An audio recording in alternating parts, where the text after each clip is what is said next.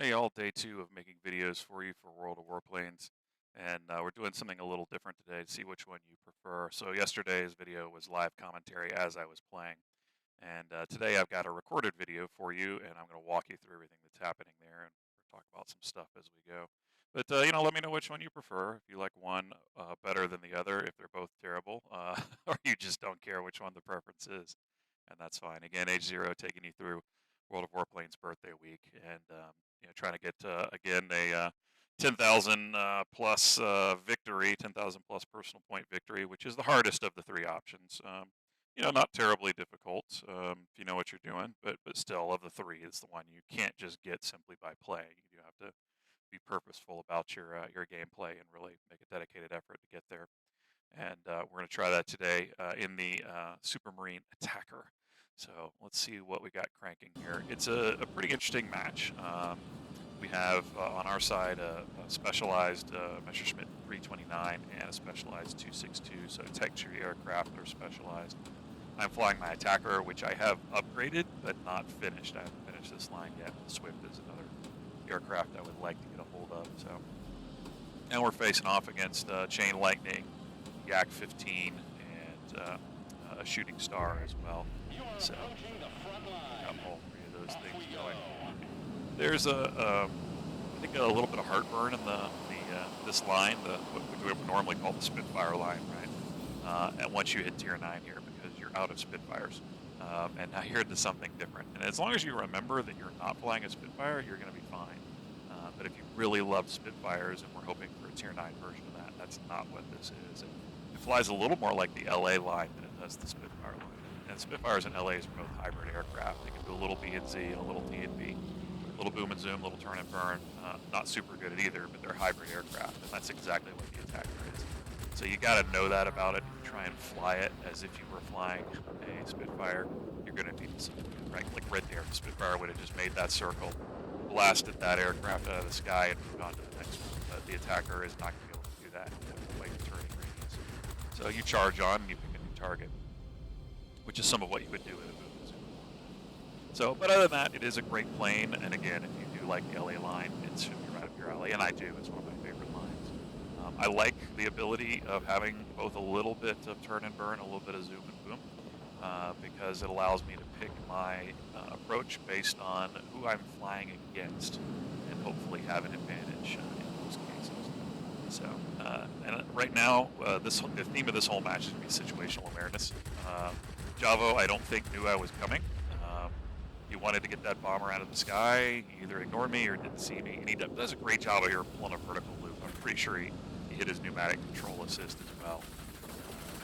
But drawing me up into the red zone, putting me in front of his turrets, draining a little bit of health. But unfortunately, it was just too little.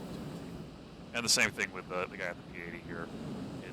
It's he's focused on taking down our Chain Lightning, and just doesn't realize I'm behind him.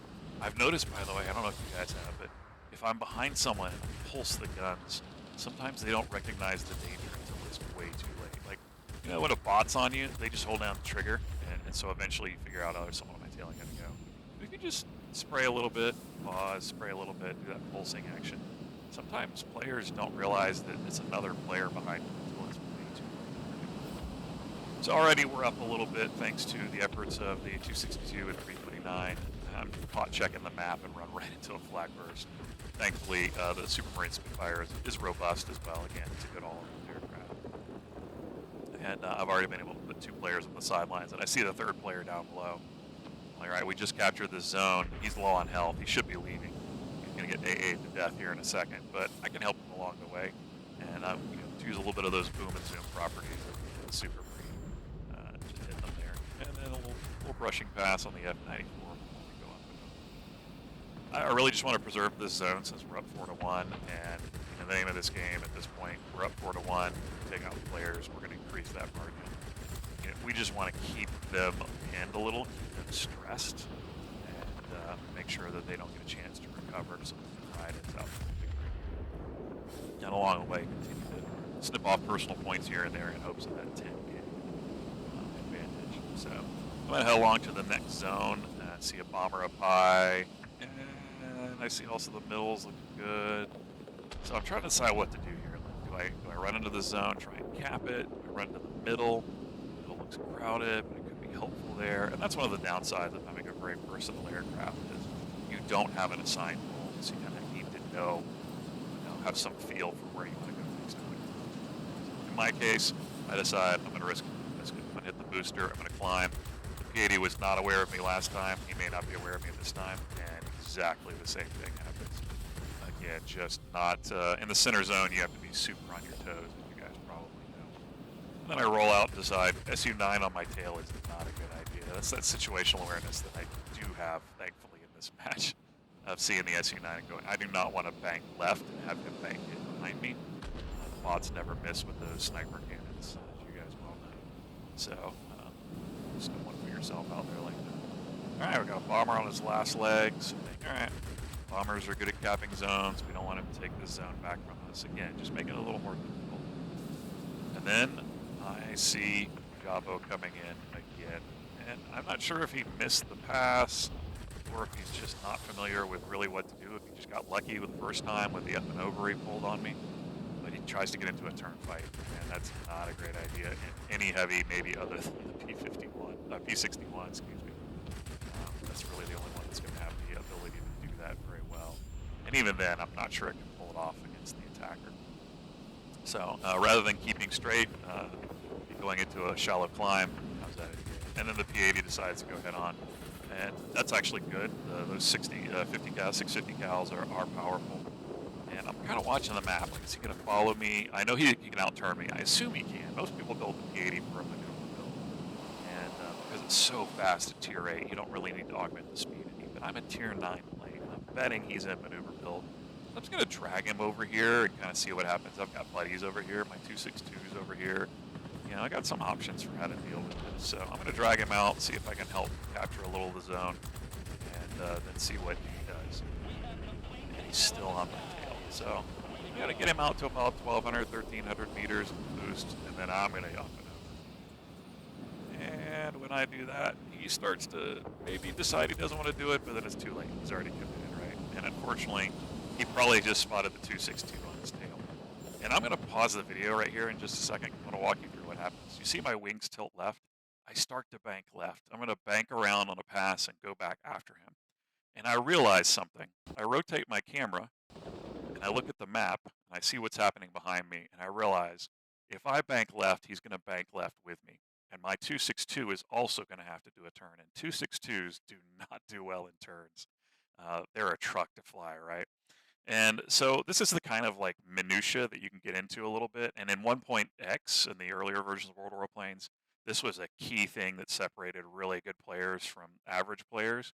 It's not as big a deal in 2.0 because there's so much else going on. But I'm used to flying with a wingman. I'm used to flying with a partner covering my 6. And so in this case, with a partner covering my 6 again, what I really want to do is straighten this guy out. I want to make it as easy as possible for my wingman to clip him. And so while I start to roll left and realize I'm going to make my wingman's job a little harder if I do that. So watch what I do instead. And look at the map, right? My 262 is already lined up on him. So I just want to finish that line. So I roll back out to the right and drag him right in front of the guns of the 262. And I also do a full turn on him because I can handle that. And the end result is sandwich him. So quick, easy, deadly, it's over. And, again, we sent a player back to the hangar. It's not squall line yet, but they're going to have a really hard time catching up. They do flip the center zone. They've played mostly in that center zone. And for the Yak-15, that's the best way to go. And probably for a maneuver build P-80, that might be part of it as well. It's just 5 garrisons here. There's nothing specialized to worry about.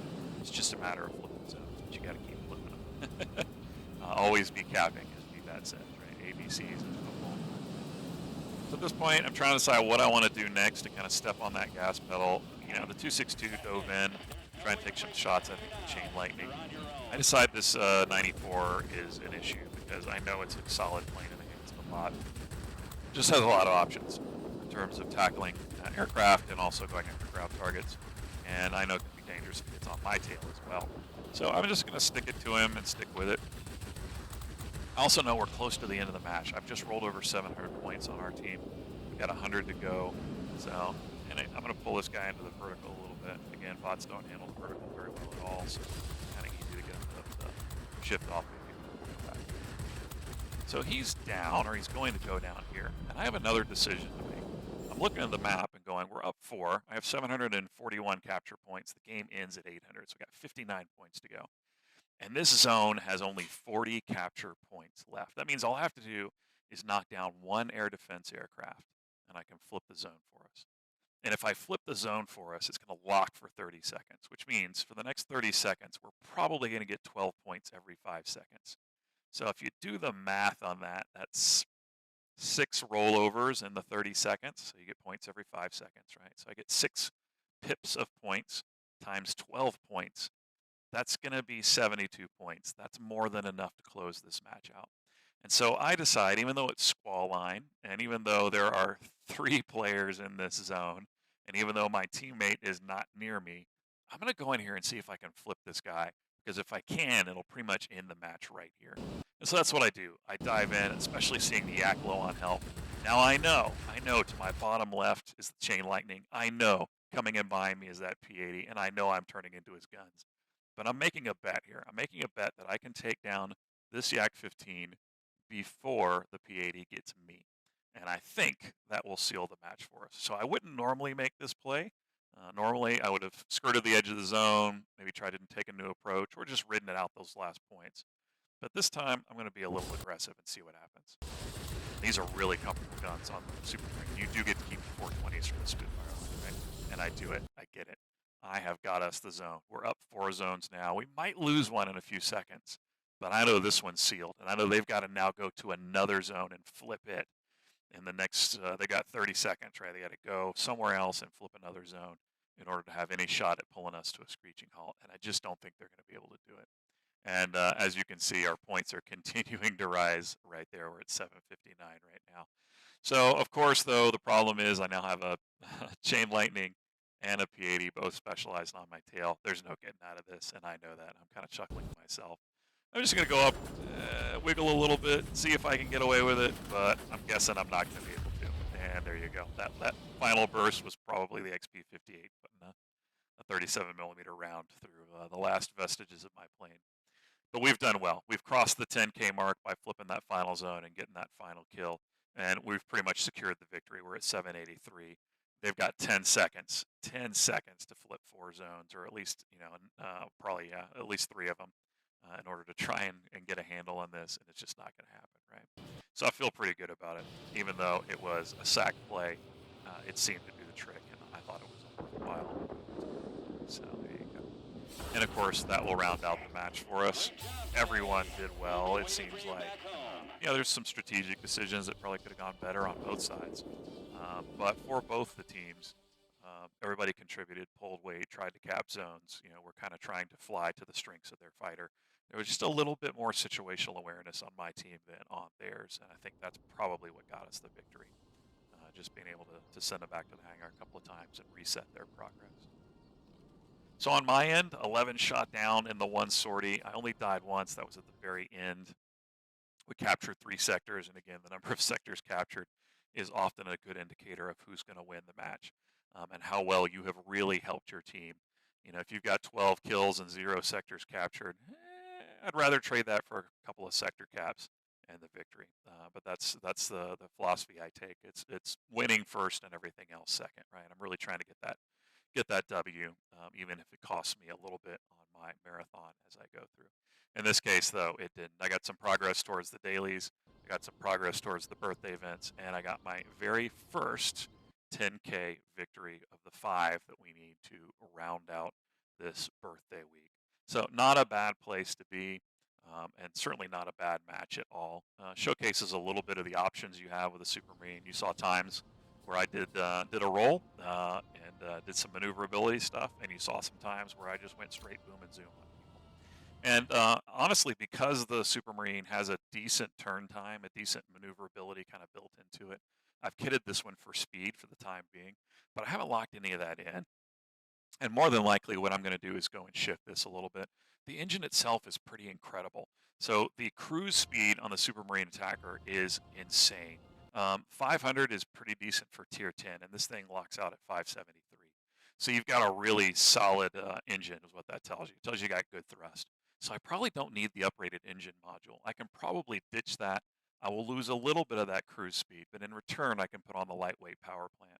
And again, because it's got fair protection and fair resistance to damage, I don't feel bad doing that, and I'll be able to clip my maneuverability probably down inside the 10-second mark when I do that, and that will be pretty good. And again, the rate of climb on this thing is great as well. So you see a little bit of everything going on with it, and again, the four guns are the usual for this line, and they're just super comfy. They're not super powerful, but they got a decent burst length. They do a decent amount of damage. They have decent accuracy. It's just sort of the middle of the road. It's almost like comfort food for your aircraft having those 420s on it, which is why I think the upcoming Martin Baker marathon is going to be interesting. It does have the 420s on it, but they're a lower tier.